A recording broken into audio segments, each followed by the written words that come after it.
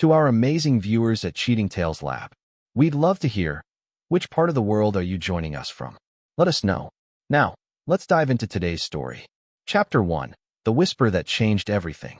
The rain drummed against the windows of Riverside Memorial Chapel as David Reynolds stood before his wife's closed casket, his 6-year-old son Tommy's small hand gripping his own. The funeral parlor was packed with faces he'd known for years, colleagues from his construction company, neighbors, Lisa's co-workers from the hospital where she worked as a nurse. Everyone offered the same hollow condolences, the same pitying looks that made his jaw clench. David had built his empire from nothing. Starting with a single bulldozer and a loan that nearly broke him, Reynolds Construction now employed over 200 people across 3 states. He was known for his iron will, his refusal to back down from any challenge, and his absolute intolerance for betrayal. In business, David Reynolds never forgot a slight, never forgave a double cross. It had made him wealthy and feared in equal measure. But standing here, watching people file past the casket that supposedly held his wife of 8 years, something felt wrong. Lisa's death had been sudden, a car accident on a rainy night, her body found burned beyond recognition in the wreckage. The police said she'd been driving to her sister's house 2 states away, though David couldn't remember her mentioning any trip. "Daddy," Tommy whispered, tugging at his black suit jacket. "Daddy, I need to tell you something."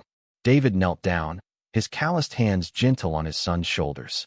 Tommy had been unusually quiet since the accident, barely speaking to anyone. The grief counselor said it was normal, that children process trauma differently. "What is it, buddy?" Tommy looked around nervously, then leaned close to his father's ear. "Mommy said she had to go hide for a while." David's blood turned to ice. "What did you say?" "Before the accident," Tommy whispered, his blue eyes, so much like Lisa's, wide and serious. "Mommy came to my room that night. She said she had to go hide, and that I should be a good boy for Daddy. She said she'd come back when it was safe." The chapel seemed to spin around David. His hands tightened involuntarily on Tommy's shoulders. "Tommy, are you sure? Maybe you had a dream." "No, Daddy. She was there. She smelled like her perfume." Tommy pointed across the crowded room at a tall man with graying temples standing near the back, someone David had never seen before. The stranger was watching them intently, a slight smile playing at his lips.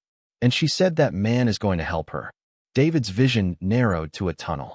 The stranger was perhaps 50, well-dressed in an expensive suit, with the kind of tan that came from somewhere warmer than their Pennsylvania town. When their eyes met, the man's smile widened, and he raised his hand in what could have been a greeting or a mock salute. David had built his reputation on reading people, on knowing when someone was trying to cheat him. And every instinct he'd honed over 20 years of hard business was screaming that this man was connected to something very, very wrong. "Tommy, I want you to stay right here with Grandma Helen, okay?" David's voice was steel-wrapped in velvet as he guided his son to Lisa's mother. "Don't move until I come back." As David began making his way through the crowd, his phone was already in his hand, dialing Detective Ray Morrison. Ray owed him favors. David's company had done work on the detective's house at cost, and more importantly, David had information about certain gambling debts that Ray preferred to keep quiet. "Ray, it's David Reynolds. I need you to run a plate for me right now." David kept his voice low as he pushed through the mourners, his eyes locked on the stranger who was now moving toward the exit. "Pennsylvania tags, 749 Lima Delta Mike." The stranger paused at the door, turning back once more. This time his smile was unmistakable, predatory, mocking. He touched 2 fingers to his forehead in a casual salute before disappearing into the rain. "David? You there?" Ray's voice crackled through the phone. "Yeah, I'm here. What do you have?" "That plate's registered to a Trevor Mallory. Address in Philadelphia." "But David, there's something else. This guy's got a record. Fraud, identity theft, conspiracy charges that were dropped 5 years ago. What's this about?" David's jaw clenched so hard his teeth ached. "I'll call you back." He hung up and stood in the doorway of the chapel, rain beginning to soak through his suit. Trevor Mallory. The name meant nothing to him, but the man's face would be burned into his memory forever. Because if Tommy was telling the truth, and David's gut said he was, then Lisa wasn't dead. She had faked her own death, taken the insurance money, and was planning to disappear with a convicted criminal. David pulled out his phone again, this time calling his lawyer. "Bill, it's David. I need you to freeze all of Lisa's accounts immediately. Every credit card, every bank account, the life insurance payout, everything. I don't care what legal gymnastics you have to do. Just do it. David, what's going on? She's not dead, Bill. And I'm going to prove it. As David walked back into the chapel, his mind was already working, calculating, planning. He looked at the faces around him, friends, family, co-workers, and wondered how many of them knew. How many had been part of the lie? His eyes found Tommy, who was standing exactly where he'd left him, looking lost and small next to his grandmother. But David Reynolds wasn't going to let his son grow up believing his mother was dead when she was actually a lying, cheating criminal. And he sure as hell wasn't going to let her get away with it. The old David might have felt hurt, might have questioned what he'd done wrong. But that David had died the moment Trevor Mallory smiled at him. What remained was something colder, harder, a man who had clawed his way up from nothing and would destroy anyone who tried to take what was his. Lisa had made the biggest mistake of her life. She'd betrayed David Reynolds. And David Reynolds never forgot. He never forgave. Chapter 2. The Foundation of Lies.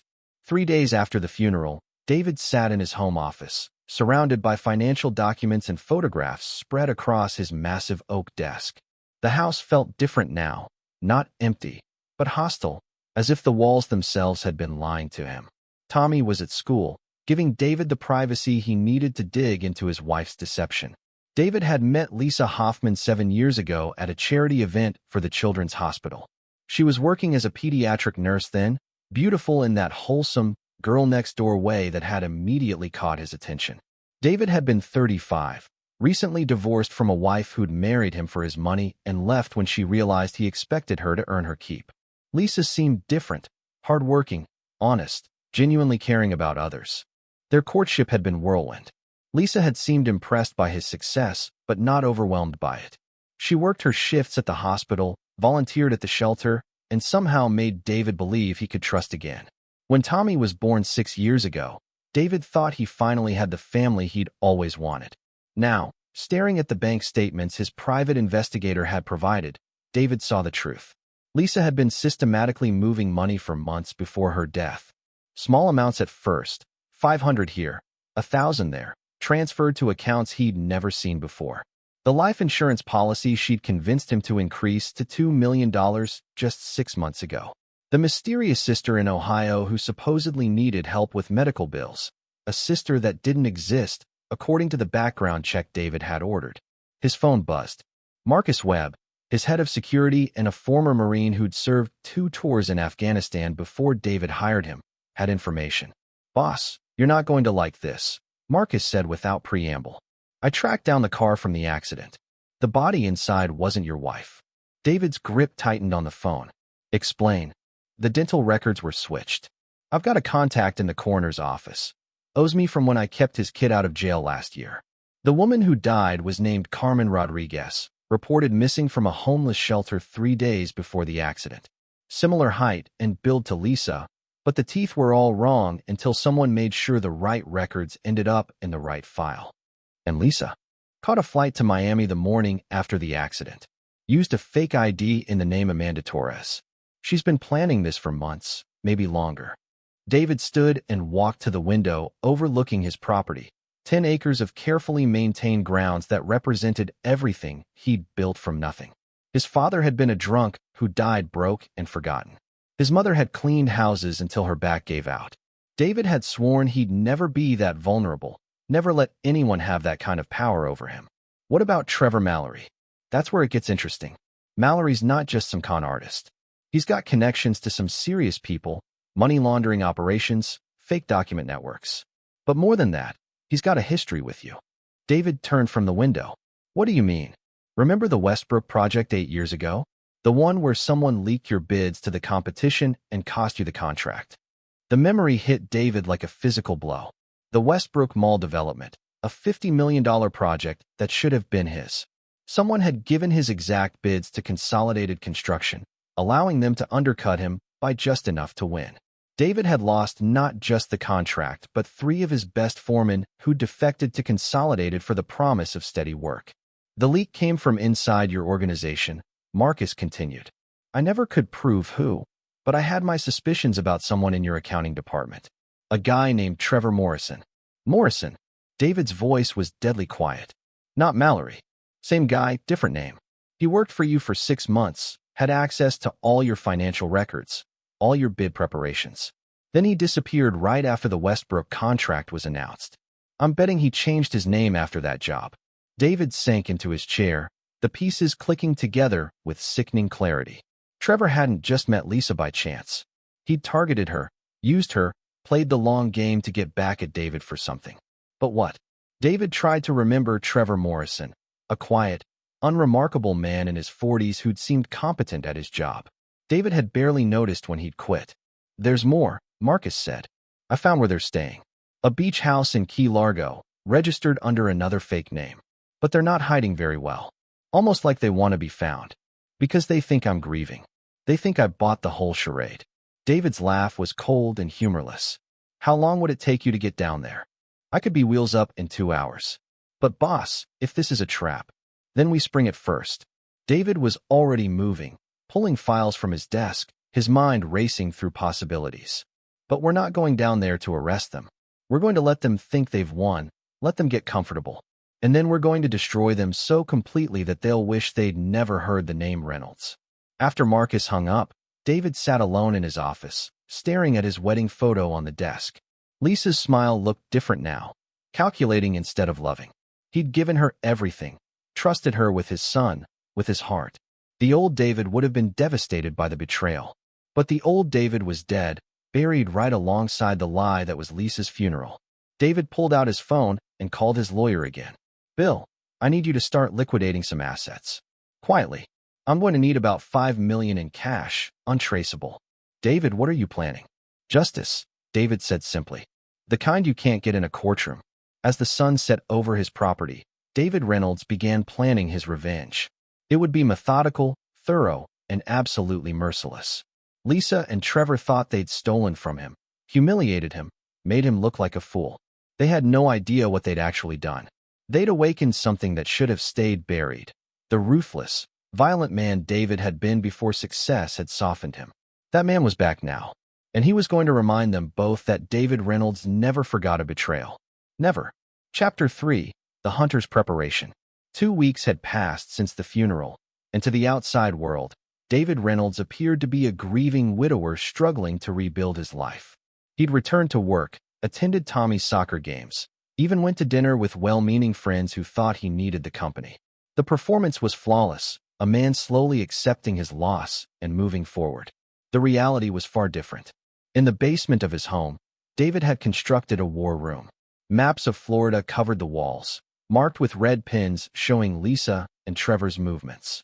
Photos taken by Marcus's surveillance team showed the couple living comfortably in their beach house, spending money that should have been Tommy's inheritance.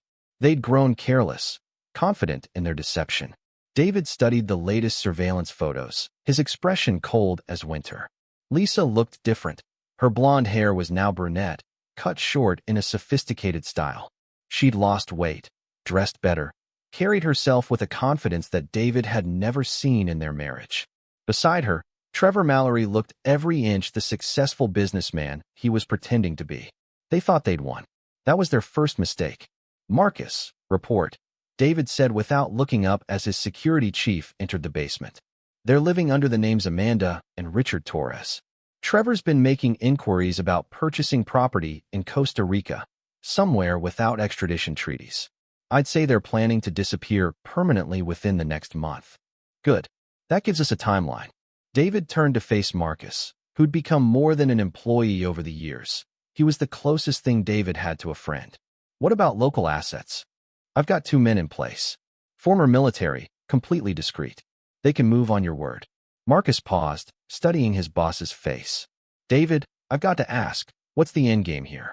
Because if you're planning what I think you're planning, I'm planning to get my son's inheritance back. I'm planning to make sure these two can never hurt another family the way they've hurt mine.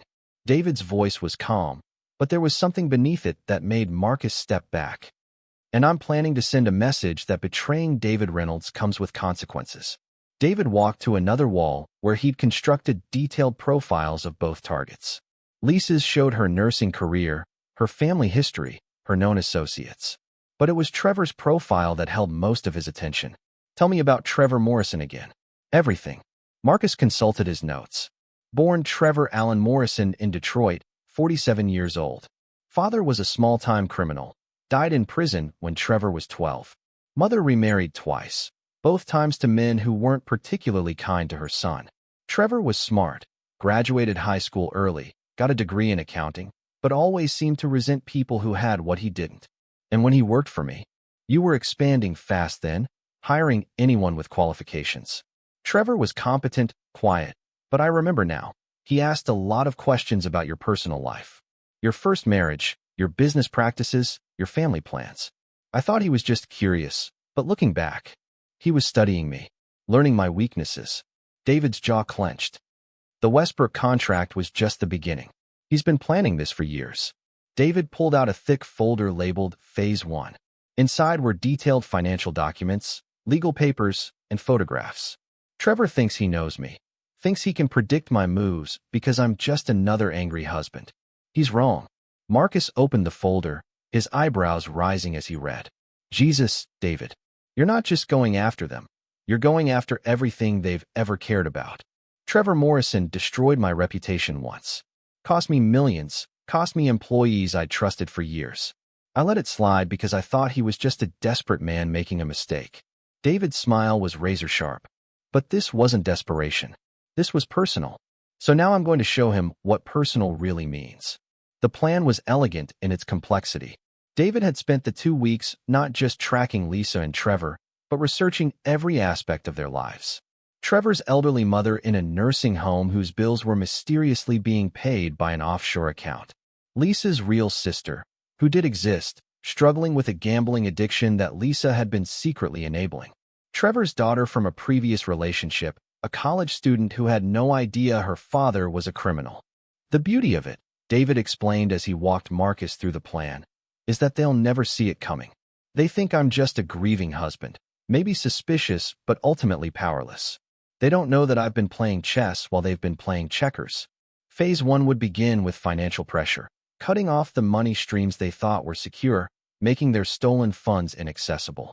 Phase 2 would be psychological, letting them know they were being hunted without revealing how much David knew. Phase 3 would be the trap, drawing them back to Pennsylvania, where David controlled the environment. What about Tommy? Marcus asked quietly. For the first time, David's expression softened slightly. Tommy stays with my parents until this is over.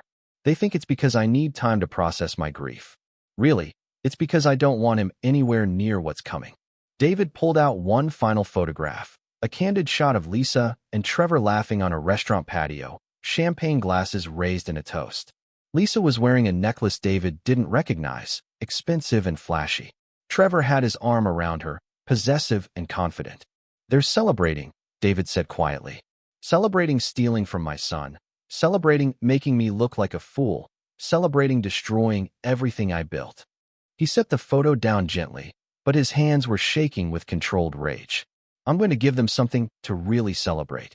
Marcus had seen David angry before, at competitors who tried to cheat him, at employees who stole from him, at his ex-wife's lawyers during the divorce.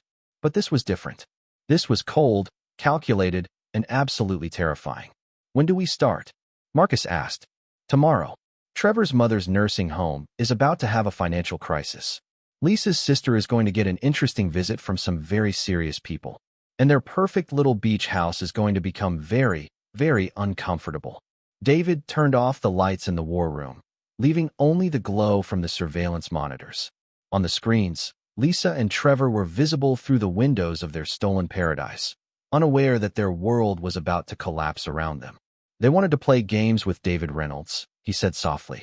They're about to learn that I don't play games. I play for keeps. As they climbed the stairs, Marcus couldn't shake the feeling that he was following a man who'd crossed a line he'd never be able to uncross.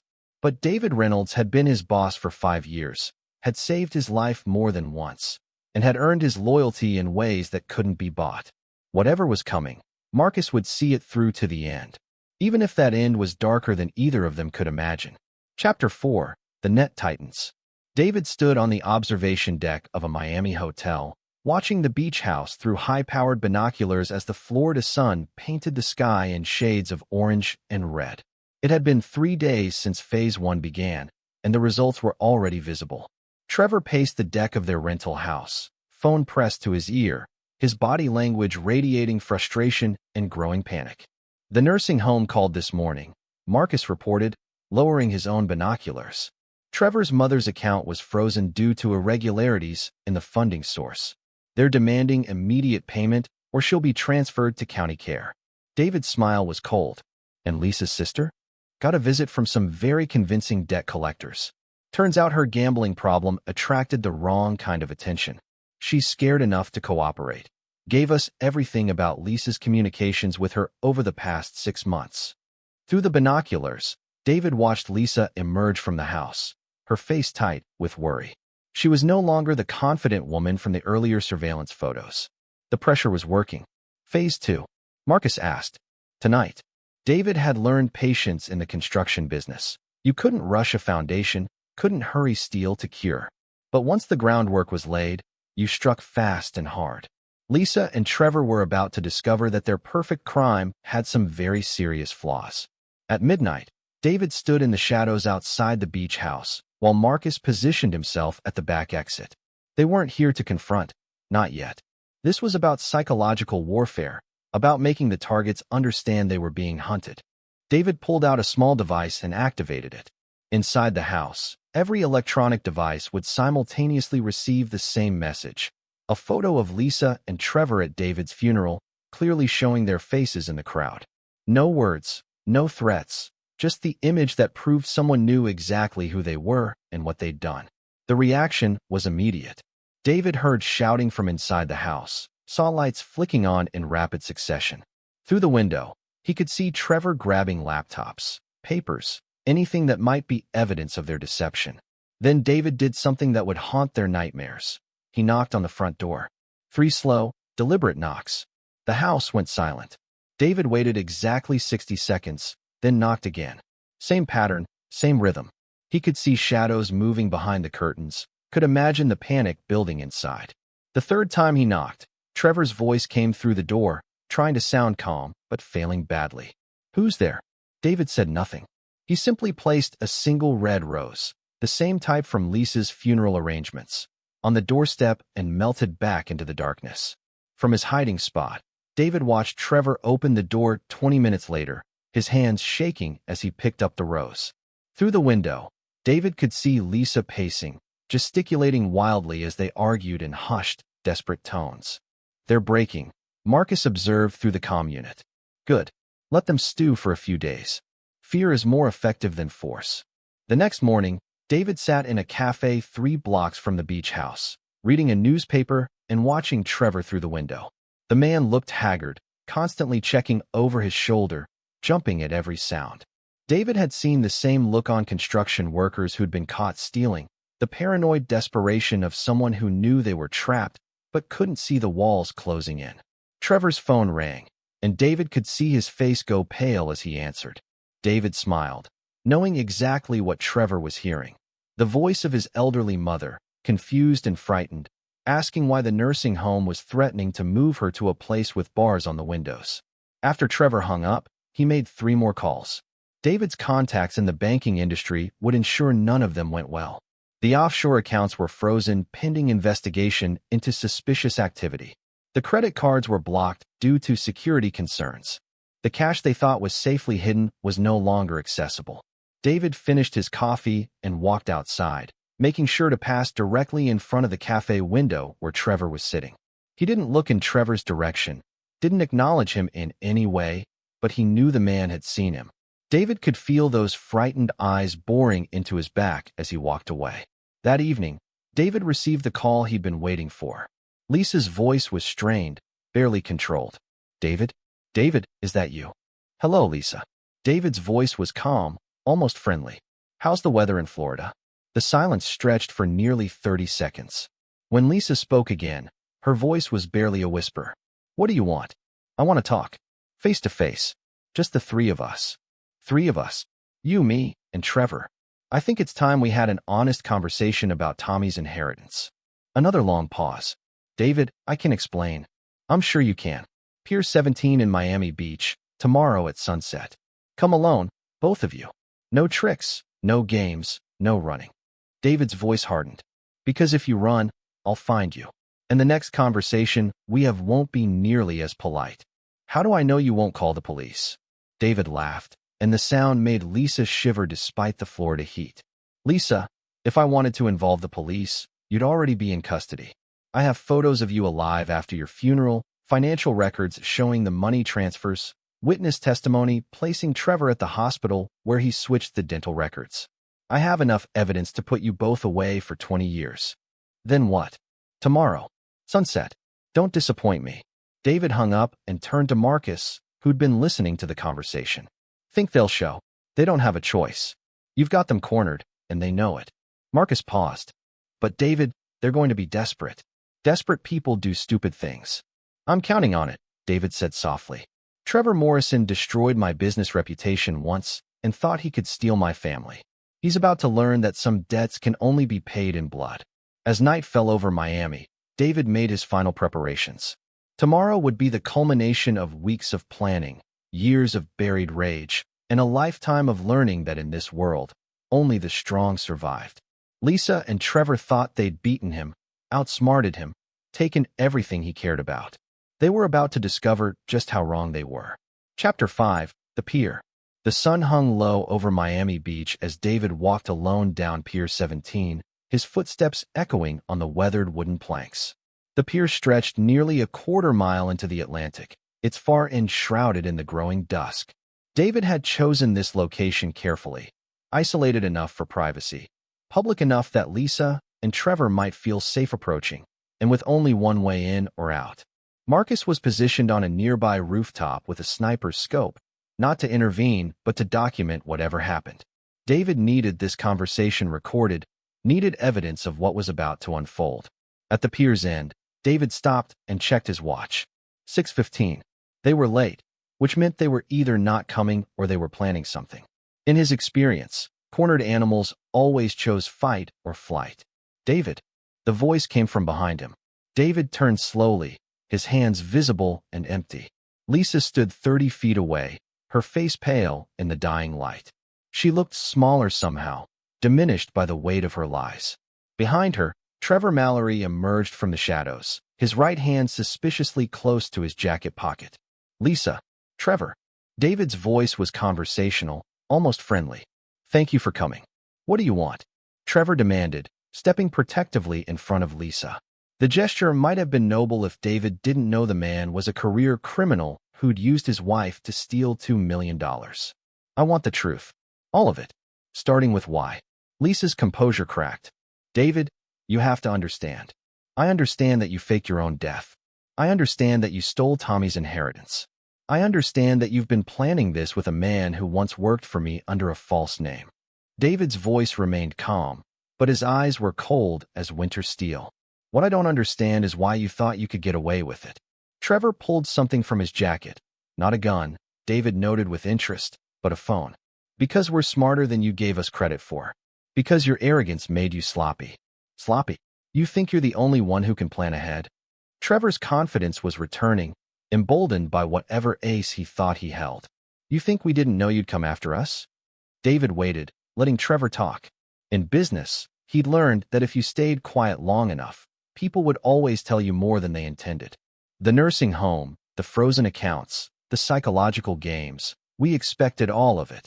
Trevor was smiling now, the same predatory expression David had seen at the funeral. What we didn't expect was how easy it would be to turn your own people against you. David felt something cold settle in his chest. Explain. Lisa found her voice again. Marcus has been feeding us information for months, David. Your security chief, your most trusted employee, he's been working for us since before we started planning this. The words hit David like a physical blow. Marcus Webb, the man he'd trusted with his life, with his son's safety, with his most sensitive business dealings. Marcus, who'd helped him plan this very confrontation. That's right. Trevor continued, pulling out his phone and showing David the screen. It displayed a text conversation between Marcus and someone named M. The messages outlined David's plans in detail, including his location right now.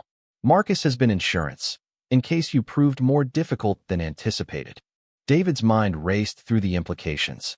Every plan he'd made, every move he'd calculated, Marcus had known about, which meant this entire confrontation was a trap, and he'd walked right into it. The beautiful part, Lisa said, her voice gaining strength as she saw David's shock, is that Marcus isn't here to help you tonight. He's meeting with federal agents right now, turning over evidence that you've been using your construction company to launder money for organized crime.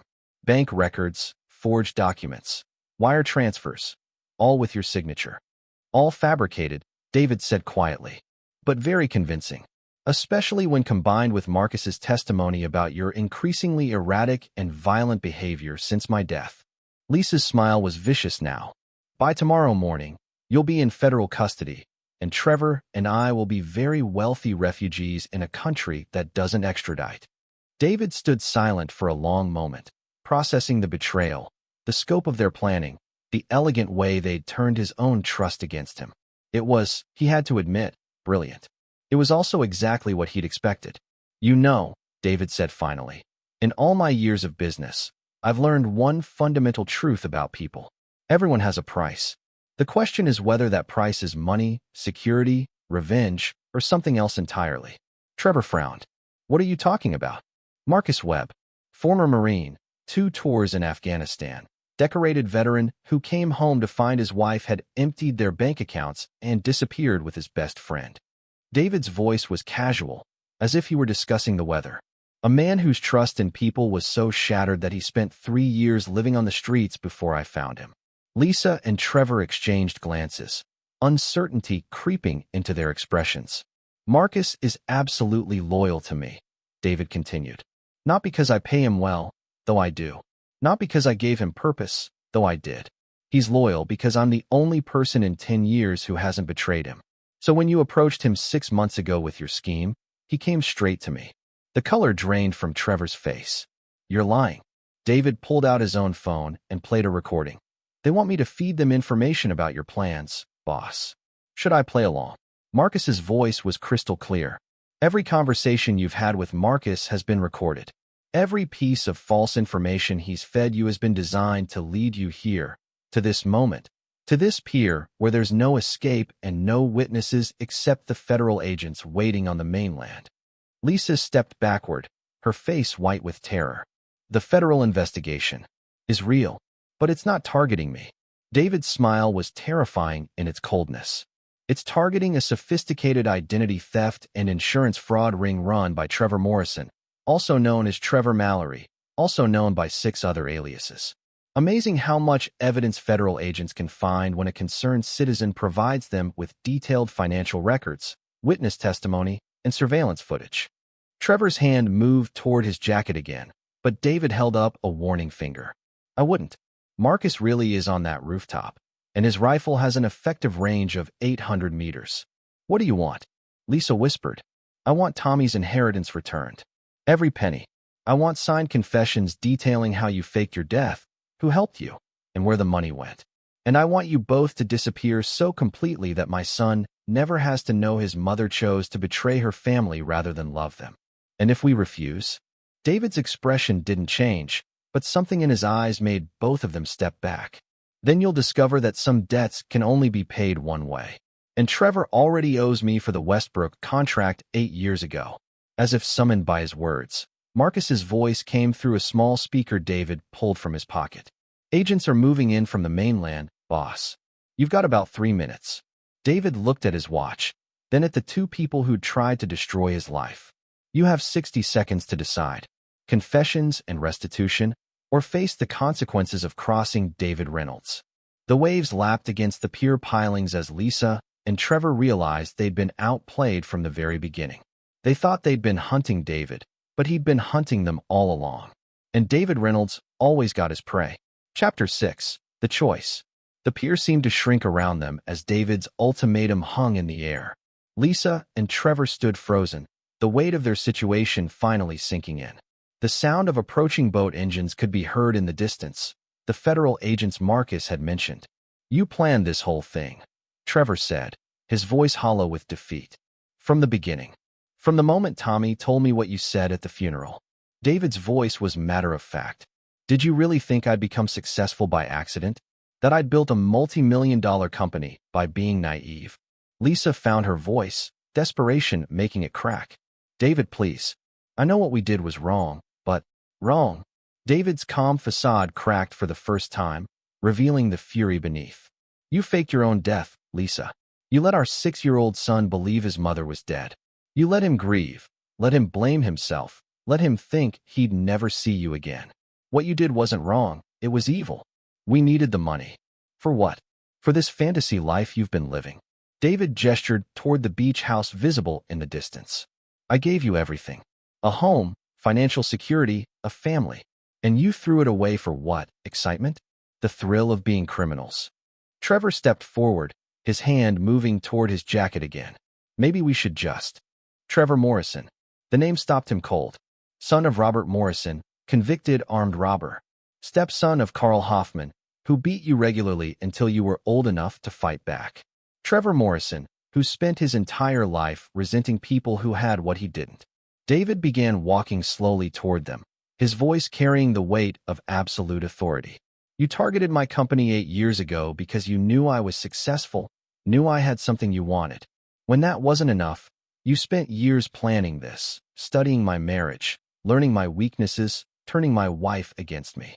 She was already unhappy, Trevor snarled. You think your money and your big house made up for the fact that you treated her like an employee instead of a wife. The words hit their mark, David's jaw clenching visibly. Maybe I wasn't the perfect husband, but I never lied to her. I never betrayed her. And I sure as hell never used her to steal from our son. Lisa was crying now, mascara running down her cheeks. David, what if we give it all back? What if we confess, make it right? Make it right. David's laugh was bitter. How do you make it right for Tommy? How do you explain to a 6-year-old that his mother isn't dead? She just decided she didn't want to be his mother anymore. The boat engines were getting closer. David pulled out his phone and showed them a text message. Federal agents will be here in 90 seconds. You have a choice to make. Trevor pulled something from his jacket, not a gun, but a knife. Maybe we should make our own choice. David didn't move, didn't even blink. You're going to knife me? On a pier with federal agents approaching and a sniper watching? How exactly does that solve your problems? Maybe it doesn't solve them, Trevor said, the knife trembling in his hand. But it sure as hell makes me feel better. Trevor, don't. Lisa started, but he cut her off.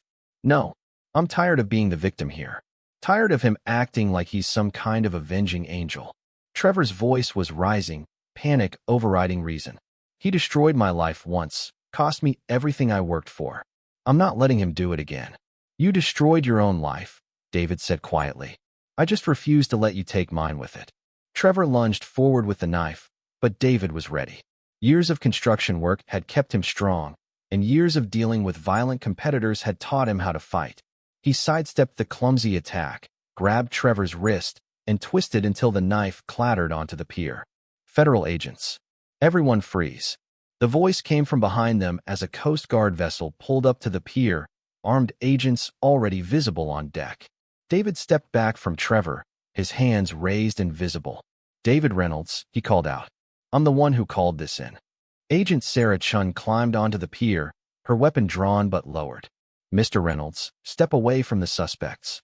As David moved away, Trevor made one last desperate choice. Instead of surrendering, instead of accepting defeat, he grabbed Lisa's hand and ran toward the far end of the pier. Trevor, no. Lisa screamed, but he was beyond reason now. David watched in cold satisfaction as Trevor realized there was nowhere to go. The pier ended in open water, with no boat waiting, no escape route, no way out except surrender or suicide. Trevor stood at the pier's edge, pulling Lisa against him as a human shield. Stay back. I'll jump. I'll take her with me. Trevor, please, Lisa sobbed. It's over. Just give up. It's not over until I say it's over. Agent Chun had her weapon trained on Trevor, but with Lisa in his arms, she couldn't risk a shot. Sir, let the woman go. There's nowhere to run. There's always somewhere to run, Trevor snarled. But his bravado was cracking, desperation showing through. David stepped forward, ignoring Agent Chin's orders to stay back. Trevor, look at me. Trevor's wild eyes fixed on David's face. You've lost. It's over. But you still have one choice left. Do you want to be remembered as a coward who took an innocent woman down with him?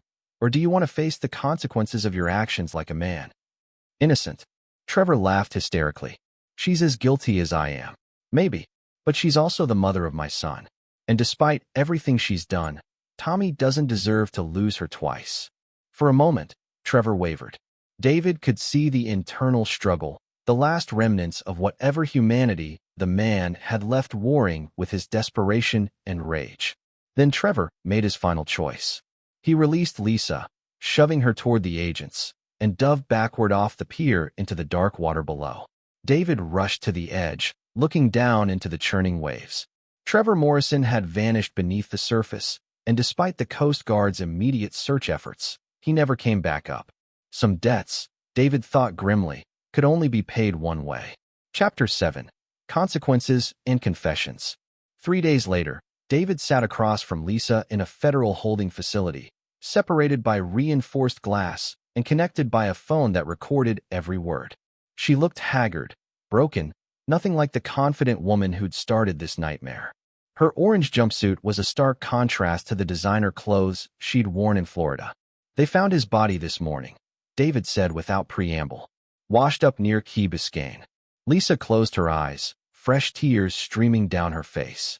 He wasn't supposed to die, David. None of this was supposed to happen like this. How was it supposed to happen, Lisa? You fake your death, take the insurance money, and live happily ever after while our son grows up thinking his mother is dead. We were going to send for Tommy once we were settled. Once it was safe. David's laugh was cold and humorless. Send for him? Like a package? You were going to kidnap our son and make him live with criminals in exile. I would never hurt Tommy. You already did hurt him. David's calm facade cracked, revealing the rage beneath. You let him believe you were dead, Lisa. You let him think he'd lost his mother forever. Do you have any idea what that did to him? Lisa sobbed openly now, the weight of her choices finally crashing down on her. I thought it would be easier for him. A clean break. Easier? Or just easier for you? The silence stretched between them, filled only by Lisa's quiet crying. Finally, David leaned forward, his voice deadly serious. The federal prosecutor is offering you a deal. 20 years, eligible for parole in 12 if you cooperate fully. Given what you've done, insurance fraud, identity theft, conspiracy, child abandonment, it's more generous than you deserve. Lisa looked up, hope flickering in her eyes. What do I have to do? Full confession. Every detail of how you planned this, who helped you, where the money went. You'll return every penny you can account for, and you'll sign papers terminating your parental rights. My parental rights? Lisa's voice was a whisper. You made your choice when you decided to fake your death. Tommy needs stability, needs to know that the people in his life won't abandon him. David's voice was implacable. You'll be out of prison when he's 18. If he wants a relationship with you then, that'll be his choice. But until then, you're legally dead to him. David, please. Those are the terms. Take them or face life in prison. Lisa's hands shook as she held the phone. What about Tommy? What will you tell him? The truth. That his mother made some very bad choices and has to face the consequences.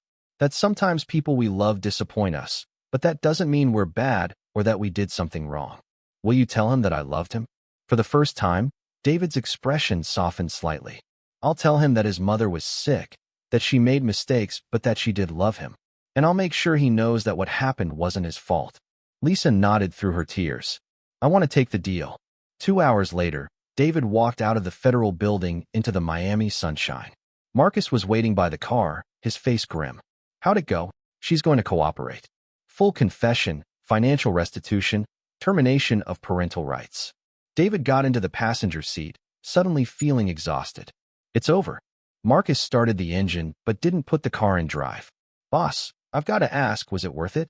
All of this. David was quiet for a long moment, staring out at the busy Miami street. Trevor Morrison cost me the Westbrook contract 8 years ago. That was business. I could live with it. But when he came after my family, when he used my wife to steal from my son, David's voice trailed off. Some lines can't be uncrossed, Marcus said softly. No, they can't. And I don't regret crossing them. They drove in silence toward the airport, where David's private jet waited to take them back to Pennsylvania. David's phone buzzed with a text from his parents. Tommy asked when you're coming home. We told him soon. Home. David realized he wasn't sure what that meant anymore. The house he'd shared with Lisa, the life they'd built together, all of it was tainted now by her betrayal. But Tommy was there, and Tommy was all that mattered. Marcus, when we get back, I want you to start looking for a new house. Something fresh, somewhere Tommy can start over without ghosts. Any particular area? Somewhere with good schools, safe neighborhoods. Somewhere a 6-year-old can be happy. As the plane took off from Miami, David thought about the conversation he'd have to have with Tommy. How do you explain to a child that sometimes the people we trust the most are the ones who hurt us the worst? How do you teach them to love again after betrayal? David Reynolds had built an empire from nothing, had overcome every obstacle life had thrown at him. But sitting in his private jet, flying home to face his son's questions, he wasn't a successful businessman or a ruthless enemy. He was just a father trying to pick up the pieces of a shattered family. The hardest battle was yet to come. Chapter 8. The Reckoning. 6 months later, David stood in the kitchen of their new house, a sprawling ranch-style home in the suburbs, far from the memories that haunted their old place. Through the window, he could see Tommy playing in the backyard with Rex, the German Shepherd puppy they'd gotten last month. The boy was laughing, the sound carrying through the glass like music. It had taken time, therapy, and countless difficult conversations, but Tommy was healing. David had told him an age-appropriate version of the truth, that his mother had been very sick, had made bad choices, and was now in a place where she could get help. Tommy had cried, had been angry, had asked questions that broke David's heart. But children were resilient, and with help, Tommy was learning to trust again. The doorbell rang, interrupting David's thoughts. Marcus appeared in the kitchen doorway, his expression serious. Boss, we've got visitors. Federal agents. David frowned. The case against Lisa was closed, her confession complete, and her sentencing scheduled for next week. What do they want? They wouldn't say. Just that it's about the Morrison case. David found Agent Chun and her partner waiting in his living room, their faces grave. Agent Chun, I thought we'd covered everything already. Mr. Reynolds, we're here about something that's come to light during our investigation into Trevor Morrison's background. She pulled out a file, spreading photos across his coffee table. These are surveillance photos from various locations where Morrison operated over the past 5 years. David studied the images, recognizing Trevor's face in each one. What am I looking at? Trevor Morrison wasn't just a con artist, Mr. Reynolds. He was part of a larger network, people who specialized in identity theft, insurance fraud, and what they called family dissolution. David's blood ran cold. Explain. Agent Chin's partner, Agent Brooks, leaned forward. They target successful families, study their dynamics, find weaknesses they can exploit. Then they systematically destroy those families from within, usually by turning family members against each other or manipulating them into criminal activity. You're saying Lisa wasn't the only one? She was the 7th wife Morrison had manipulated into faking her death for insurance money. The other 6 families were all wealthy, all had children, all fit the same profile. Agent Chin's voice was grim. None of those women survived to see trial. David felt the room spin around him. What do you mean? Morrison had a pattern. Once the insurance money was collected, once the families were destroyed, the women would disappear, usually staged as suicides or accidents. He'd keep the money and move on to the next target. The implication hit David like a physical blow. Lisa was supposed to die once Morrison felt secure with the money. We found evidence in his personal effects, detailed plans for staging her suicide in Costa Rica. She never would have made it to that new life he promised her. David sank into his chair, the weight of what he was hearing settling over him. She was a victim too. A victim who became an accomplice, yes. But Morrison was the predator here. He studied your family for months before making contact with your wife. He knew exactly what buttons to push, exactly how to make her believe that running away was her only option. Agent Brooks pulled out another file. There's more. We've traced Morrison's network back nearly a decade. He wasn't working alone. There were at least 3 other men operating similar schemes across the country. We've identified 17 families that were targeted, 12 wives who were manipulated into crimes, and 8 children who lost their mothers to Morrison's operation. Jesus Christ. The good news is that your actions, forcing Morrison into the open, getting him to reveal his methods, it's allowed us to shut down the entire network. We've made 6 arrests in the past month, and we've been able to reunite 3 children with mothers they thought were dead. David's mind reeled with the implications. Tommy could have lost both parents. David to prison for revenge he thought was justified, and Lisa to Morrison's ultimate betrayal. The realization that he'd been played as much as Lisa was a bitter pill to swallow. There's something else, Agent Chen said quietly. We've been authorized to offer Lisa a modified plea deal. Given what we now know about Morrison's psychological manipulation, about his history of exploiting vulnerable women, the prosecutor is willing to reduce her sentence significantly. How significantly? 5 years, eligible for parole in 3. With credit for time served in good behavior, she could be out in 18 months. David was quiet for a long time, processing everything. The woman he'd hated for 6 months, the betrayer he'd wanted to destroy, had been as much a victim as he was. Morrison had played them all, turned their love for each other into weapons he could use to tear their family apart. What would that mean for Tommy's custody situation?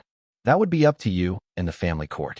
The termination of parental rights could be reversed if both parents agree and if it's deemed in the child's best interest. After the agents left, David stood alone in his living room, staring at the photos spread across his coffee table. Trevor Morrison's face looked back at him from a dozen different surveillance shots. A predator who'd made a career of destroying families. Marcus found him there an hour later. Boss, you okay? I was wrong, Marcus. About Lisa, about everything. You couldn't have known. I should have seen it. Should have realized that Lisa wasn't smart enough or cruel enough to plan something like this alone. David's voice was hollow. I was so focused on getting revenge that I never stopped to ask who was really responsible. What are you going to do? David looked out the window at Tommy, who was still playing with the dog, still laughing despite everything he'd been through. I'm going to talk to my son, and then I'm going to visit his mother. You think that's wise? I think, David said slowly, that Tommy deserves the chance to have his family back. What's left of it? That evening, David sat Tommy down for the hardest conversation of his life. He explained, in words a 6-year-old could understand, that sometimes bad people trick good people into doing bad things. That Mommy had been tricked, that she was sorry, and that maybe, just maybe, she could come home someday. Tommy listened with the serious expression children got when they knew adults were telling them something important. When David finished, Tommy was quiet for a long moment. Daddy, if Mommy comes home, will you still be mad at her? David knelt down to his son's level, looking into those innocent blue eyes. I might be sad for a while, buddy, and disappointed, but mad? No, I don't think I'll be mad anymore. Good, Tommy said simply, because being mad all the time looks really tired. Out of the mouths of babes, David thought. His 6-year-old had just taught him something about forgiveness that he'd been too proud to learn on his own. Some betrayals, he realized, weren't betrayals at all. They were just people making the wrong choices for what they thought were the right reasons. And maybe, just maybe, those people deserved a second chance. Chapter 9, Second Chances. 2 years later, David stood in the visiting room of the minimum security federal facility where Lisa was serving the remainder of her sentence. She looked different, older, more mature, but also somehow more herself than she'd been in years. The haunted desperation was gone, replaced by something that looked like peace. You look good, David said, settling into the plastic chair across from her. Thank you for coming. I wasn't sure you would. Tommy wanted me to give you this. David handed her a drawing, stick figures labeled Mommy, Daddy, and me standing in front of a house with a rainbow overhead. He's been working on it for weeks. Lisa's eyes filled with tears as she studied their son's artwork. How is he? Good. Really good. He's on a soccer team now, made some friends in the neighborhood. He asks about you every week. What do you tell him? The truth, age-appropriate version. That you made mistakes, but you're working to fix them. That you love him and miss him. That maybe someday you can be a family again, but it's complicated. Lisa set the drawing down carefully, as if it were made of glass. David, I need you to know, I remember everything Morrison said to me, every argument he made, every way he twisted my thinking. But I also remember making my own choices. I can't blame everything on him. The experts are trying to be kind. But the truth is, I was unhappy in our marriage. Not because you were a bad husband, but because I didn't know who I was as a person. I felt like I was just playing a role, the wife, the mother, the good woman, without really understanding what I wanted from life. David leaned back in his chair. We were both playing roles, I think. I was so focused on being successful, on providing for the family, that I forgot to actually connect with the family I was providing for. Morrison spotted that weakness and exploited it. He made me believe that running away was better than trying to fix things. Lisa's voice was steady now, the voice of someone who'd spent 2 years in therapy understanding her own motivations. But I should have talked to you instead of listening to a criminal. They sat in comfortable silence for a moment, the weight of the past settling between them. Finally, David spoke again. The parole board meets next month. I know. My lawyer says I have a good chance of early release. Lisa, I've been thinking about what comes next. For Tommy's sake, for all our sakes. Lisa looked up, hope and fear warring in her expression. I don't think we can go back to what we were, David said carefully. Too much has happened, too much has changed. But maybe we can figure out how to be something new. Co-parents, friends, a family that doesn't look like what we had before, but still works for Tommy. You'd be willing to try that? After everything, David thought about the past 2 years, the therapy sessions, the conversations with Tommy, the gradual understanding that some betrayals were more complicated than they first appeared. Tommy needs his mother. And maybe I need to learn how to forgive. David, I don't expect. I'm not doing this for you. David interrupted, but not unkindly. I'm doing it for him. And maybe for myself too. Carrying that anger for 2 years nearly destroyed me. I became someone I didn't recognize, cold, calculating, obsessed with revenge. You had every right to be angry. Maybe. But anger doesn't build anything, Lisa. It just tears things down. I'm good at building things.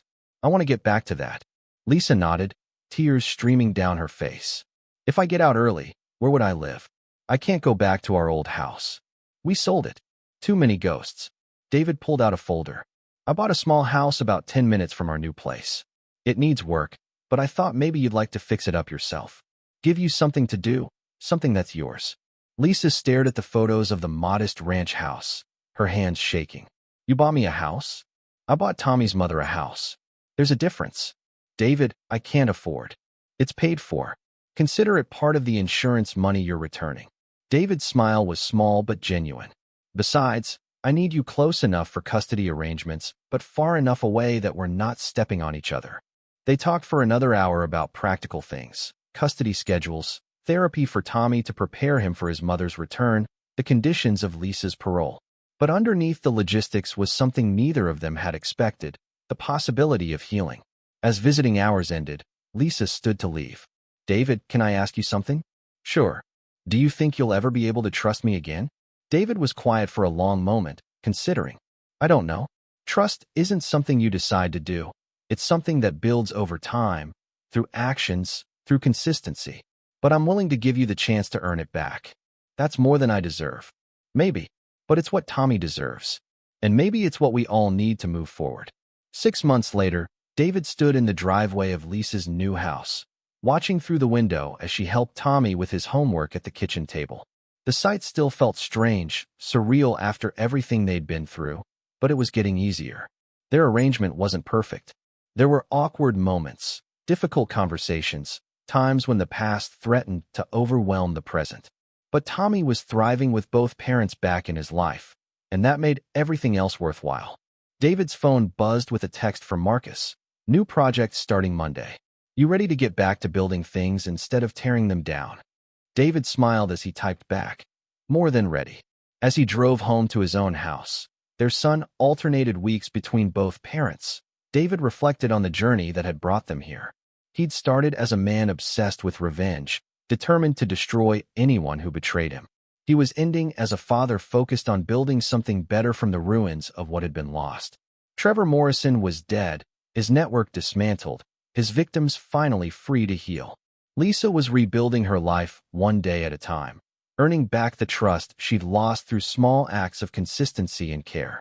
Tommy was happy, secure in the knowledge that both his parents loved him even if they couldn't love each other the way they once had. And David? David Reynolds was still a man who didn't forget betrayals, who didn't tolerate being played for a fool. But he'd learned something important over the past 3 years. Sometimes the strongest thing you can do isn't destroying your enemies. Sometimes it's learning how to forgive them. As he pulled into his driveway, David saw the light on in Tommy's room. The boy was back with him next week. There would be soccer practice, homework help, bedtime stories, and all the ordinary moments that made a family. It wasn't the family he'd planned for, wasn't the life he'd expected, but it was theirs, built from the ashes of betrayal and the difficult choice to heal rather than destroy. And for David Reynolds, that was enough. This is where our story comes to an end. Share your thoughts in the comments section. Thanks for your time. If you enjoy this story, please subscribe to this channel. Click on the video you see on the screen, and I will see you there.